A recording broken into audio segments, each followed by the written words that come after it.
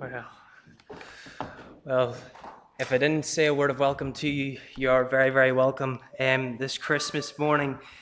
I wonder, have you thought about what Christmas is really all about? And I'm sure you're thinking this morning, that's a strange question to ask. You know, here we are in a church building on Christmas morning.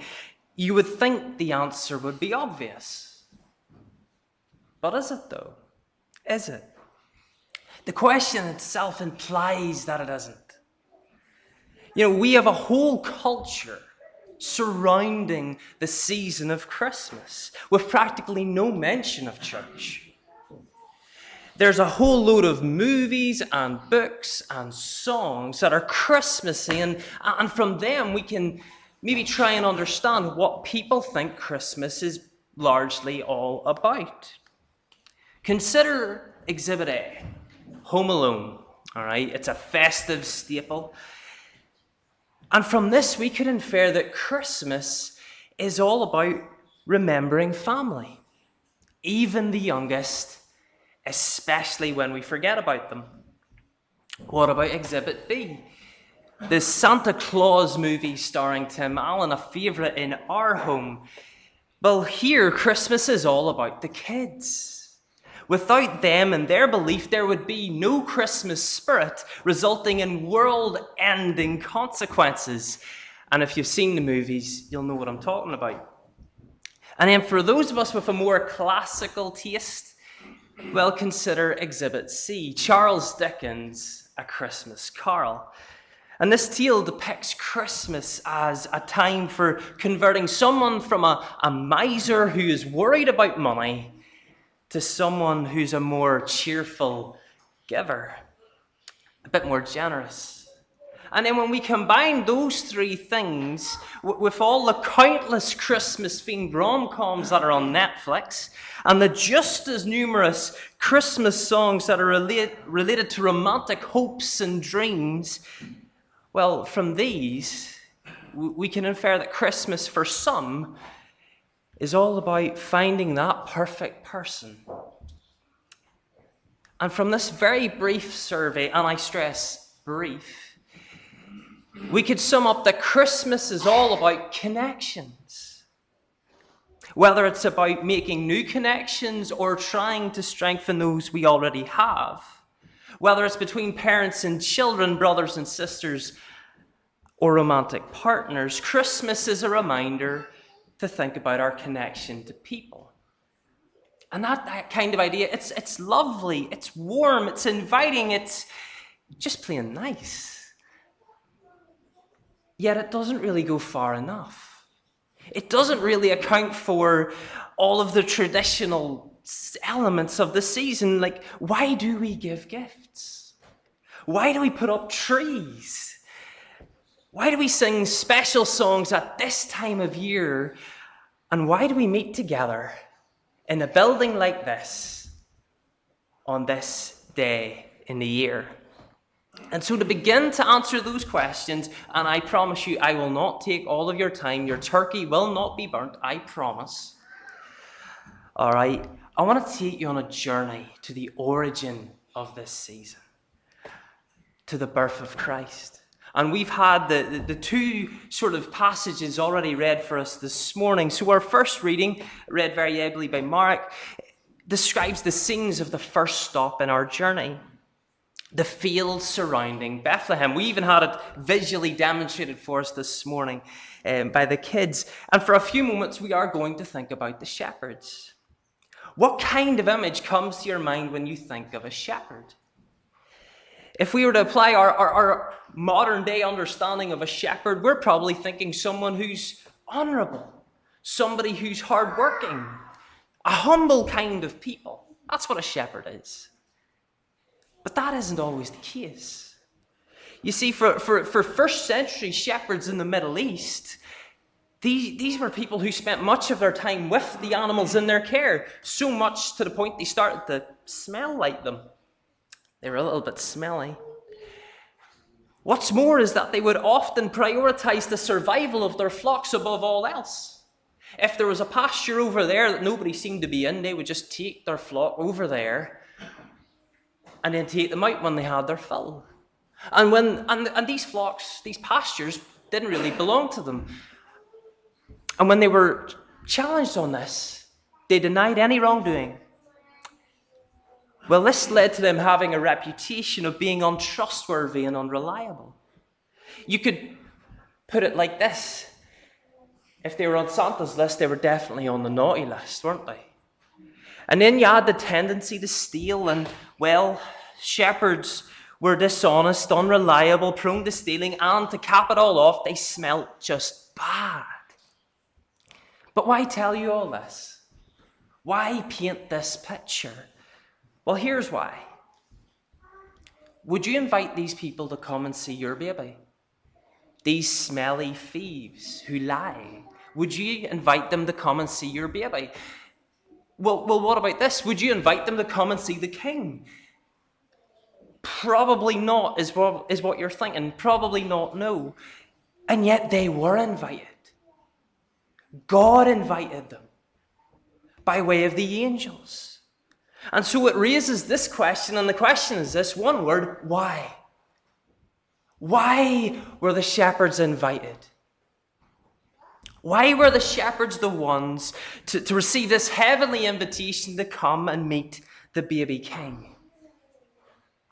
Is it because that's the point of Christmas? That's God's purpose for Christmas, to invite those who aren't deserving to come and meet Jesus? The lawbreakers, the selfish, the outcasts, the ones who were left out in the dark. What did the shepherds do when they heard the invitation? They left their sheep. They left their sheep to go and find him. Imagine that, right? These people were so focused on the welfare of their sheep that they were willing to commit crimes to keep their sheep alive. And yet at the moment of the invitation, they dropped everything and went to go see Jesus. That baby must have been really important to them. Really important. Let's move on to the next scene in our journey, and it takes place far outside of Bethlehem on the road coming from the east. For a moment, we're going to think about the wise men, the Magi. Well, let's debunk some misinformation about the Magi. There's a song there that we sing often. It's kind of catchy, We Three Kings. Well, these people weren't kings. They weren't kings, and there was probably more than three of them. So who were they, and why does it matter? Well, let's answer the first question. Who were they? Well, according to people a lot smarter than me, these were religious scholars. They were students of religion, if you like. And that term Magi, that's so often linked with them, is just used to describe anyone who studies the stars and the stories behind the stars. And they were part of the Media and Persian Empire, which is modern-day Iran, Iraq, and most of the stands in that area, which is located east of Israel. My Middle Eastern geography is rubbish, so I was quite happy to know they came from the east. And according to the Bible, they were following a star. Well, that leads us to conclude that these Middle Eastern religious scholars were studying the Jewish texts, probably Numbers 24, and they saw a new star, or a star in a different place than where they previously had it. And they put two and two together and arrived at the birth of a new king. And so they went looking, using the star for guidance. Let's answer that second question now. Does it matter? Well, this new insight helps us see them better. You know, these weren't kings who just happened to show up at the birth of a Jewish savior. These were people who were trying to find the meaning behind the stars. And they were open-minded enough to read from other cultures. They were seeking, and in their seeking, a force capable of wielding the very stars in the sky led them to Jesus. That force is named God. Well, doesn't that add nuance to God's purpose of Christmas? That God doesn't just invite the unworthy to find Jesus, but that he directs the seeking. Those who are trying desperately to find meaning in life. Those who are willing to try anything. Because they know that life is more than just bland and basic existing. There's more to life than having stuff and getting more stuff. There's more. There's got to be something that excites us in this life. And so they seek, and God directs them. Folks, let's wrap all this together. Let's wrap all this together. I'm sure the kids are eager to start playing with the toys they found under their tree. So let's wrap all this together. We started our time together with that initial survey of what Christmas is all about. And that is a time to think about our connections.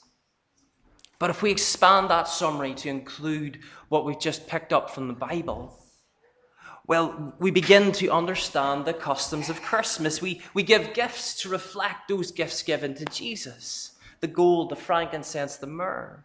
We put up fir trees because it reminds us that God never fails. God never fades. He never changes. But why do we meet like this?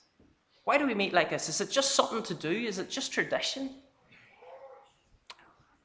Well, think about the people we've just been talking about. The shepherds and the wise men, they too gathered at a certain time, at a certain place. And why did they gather? Because they were invited, because they were directed. To what? To who?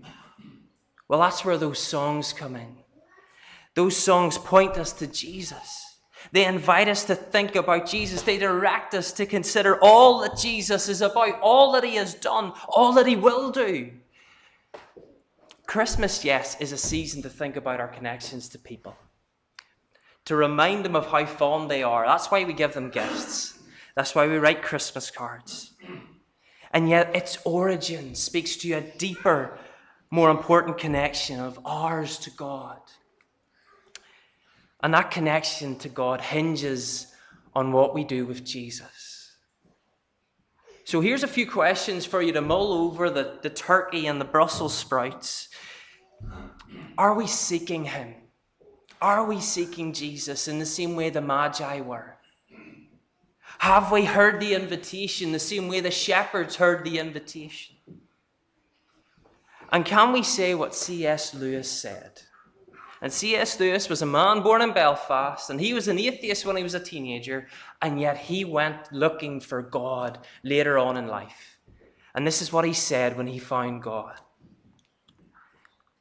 I believe in Christianity as I believe the sun has risen, not only because I see it, but because by it I see everything else.